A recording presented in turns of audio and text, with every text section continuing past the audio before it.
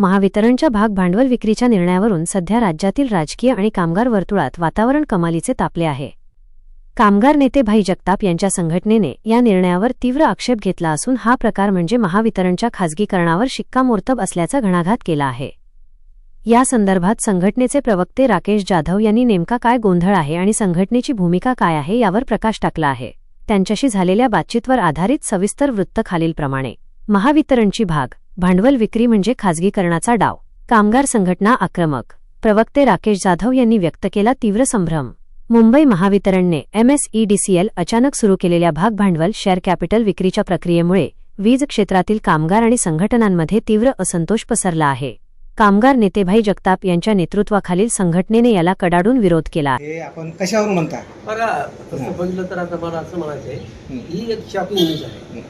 जेव्हा एखादी आपण वस्तू किंवा एखादी संस्था या मोडकळी झाल्यासारखं किंवा तोट्यात गेली असं जर असलं तर त्यावेळेला हे विचार डोक्यात येतात। पण या आता सध्याची परिस्थिती अशी की महावितरण आमची नफ्यात आहे।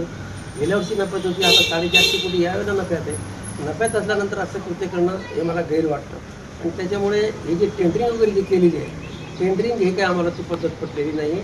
या टेंडरिंग पद्धतीचा यांच्याजवळ ज्याच्या मागचा जो उद्देश आहे प्रशासनाचा आणि शासनाचा हे पारदर्शक नाही, त्याच्यामध्ये ताळमेळ काला नक्की आहे। आता एक टेंडरिंग करताना आम्हाला अपेक्षा होती की याच्यामध्ये कंपनीचे व्हॅल्युएशन ठरवायला पाहिजे होते, त्याच्यात दाखवलेलं नाही। दुसरी गोष्ट, तुम्ही खाजगी मालकांना किती भाग भांडवल विकणार आणि किती स्वतःकडे ठेवणार ह्याचाही तिथे उल्लेख नाही। आणि हे सगळं करत असताना आता आज आम्हाला टेंडर निघाल्यानंतर अपेक्षा असते की मॅकेन्झी नावाची कंपनीने जे एंगेज केलं आहे महावितरणने गेल्या 2 वर्षापासून, की त्याचं कारण हेच होतं की त्यांना एक याची खाजगी करण्याची स्टेट गाठायची होती।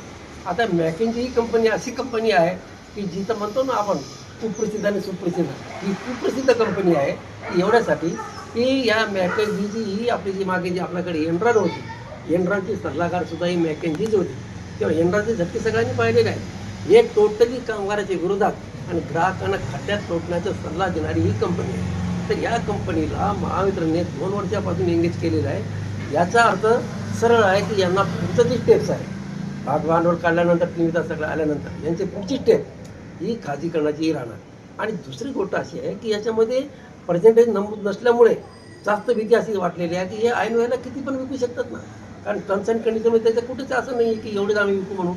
आमचं सोर्स जे सांगते, आमची माहिती जी सांगते, हे जर समजा उद्या 65-70% शेअर जर विकून टाकले तर आपल्याकडे मालकी हक्क काय राहणार? मालकी हक्क काय राहणार? ऑटोमॅटिक कंपनी खाजगीकडे चालली जाईल। आणि अशामुळे या सगळ्या गोष्टीला संघटना म्हणून प्रतिकार करणं फार गरजेचं आहे। एक म्हणजे चांगलं चिन्ह असं आहे, या क्षेत्रामध्ये काम करणारं धाडकेबाज नेतृत्व आदरणीय भाई जगताप साहेब यांचं असल्यामुळे कामगारांना थोडंच दिलासा असं मिळू शकतो। कारण आम्हाला सपोर्ट सुनील शिंदेसारखे दिग्गज नेते की ज्यांच्या मागे लाखोची फॉलोअर्स आहेत, लाखो कामगार त्यांचे आहेत। आणि भाई जगताप साहेबांची लिडरशिप ही अशी आहे की यांनाही एक विषय हातात घेतला तर तो ते तरीच नेतात। आणि दिग्गज कामगार नेते आमच्या टीममध्ये आहेत। भाई जगतापांसोबत प्रकाशजी गायकवाड आहेत, दामोदर चौगुले आहेत, सुनील शिंदे साहेब मी मगाशी म्हटल्याप्रमाणे आहे। तर अशा अवस्थेमध्ये आम्ही असं ठरवलेलं आहे आता की या क्षेत्रात काम करणाऱ्या ज्या अन्य संघटना आहेत त्या सगळ्या संघटनांना सोबत घ्यावं आणि सगळ्यांना सोबत घेऊन एक आरपारची लढाईमध्ये उतरावं असं आहे। कारण ते उतरावं लागणार आहे, हे आता आम्ही असं ठरवलेलं आहे आणि त्याप्रमाणे आता थोड्या आमच्या या हालचाली सुरू होत आहेत। याच्यामध्ये दुसरी गोष्ट अशी आहे की भाग भांडवल यांनी समजा विक्रीला काढलं तर त्याच्यामध्ये त्यांनी आधी कंपनीचे व्हॅल्युएशन जाहीर करायला पाहिजे की महावितरणची टोटल व्हॅल्यू त्याचे भाग भांडवल एवढे आहेत, एकूण किती आहेत हे यांनी केलेली आमची मागणी आहे।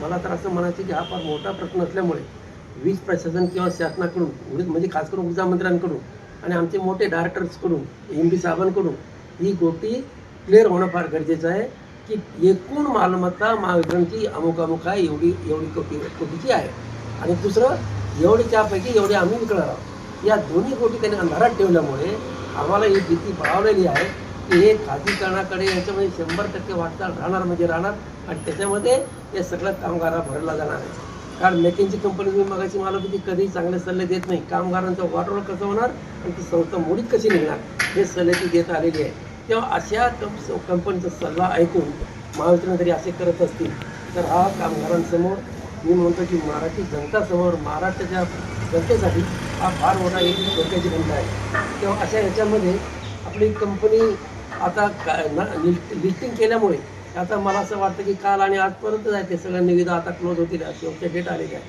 आता पुढे काय काय रंग आणतं ते आता आपल्याला बघावं लागेल. भाई जगताप आणि आमचे सगळे नेते मंडळी यासाठी आता अभ्यास करत आहेत की कशा पद्धतीने आपण लढलं पाहिजे आणि काय केलं पाहिजे.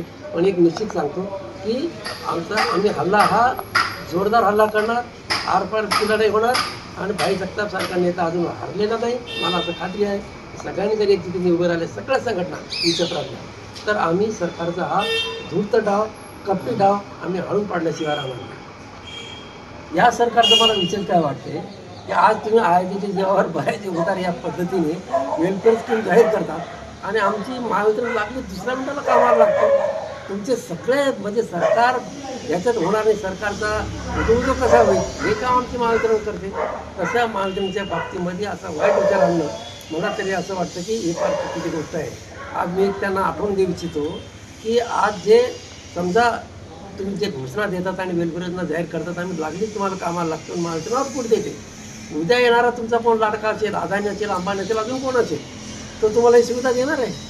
व आम्ही वर्षानुवर्षे तुमच्या सबसिडीसाठी वाट बघत असतो की जेव्हा येईल तेव्हा आम्ही घेतो. म्हणजे म्हणतात की तोंड दाबून बुक्केच्या मार हा सुद्धा आम्ही पद्धत सहन केलेली आहे. पण अशा अवस्थेमध्ये सुद्धा तुम्ही याच्या बाहेर करतात आणि महावितरणला तुम्ही मोडीत काढण्याचे कारस्थान करतात. हा तुमचा कपट आहे, तो धिक्कार करण्यासारखा आहे. आम्ही या गोष्टीचा निषेध करतो की जर तुमच्या डोक्यात आयुष्य असेल तर. पण एक लक्षात ठेवा, आज तुमच्या मनात हे असेल की आपण चांगलं करू, अमुक उद्योगपतीला आपण देऊन टाकू, खालीकडून करून टाकू, तर हे भ्रमात आहे. तसं झोपेत राहू नका. एक सांगतो की असं म्हणतो ना आपण, ही देखा लेकिन बडगा नाही देखा. भाई जगताप नावाचं ब्रह्मास्त्र आमच्याजवळ आहे. कुठल्याही परिस्थितीत आम्ही माघार घेणार नाही आणि तुम्हाला येऊ देणार नाही, एवढं लक्षात.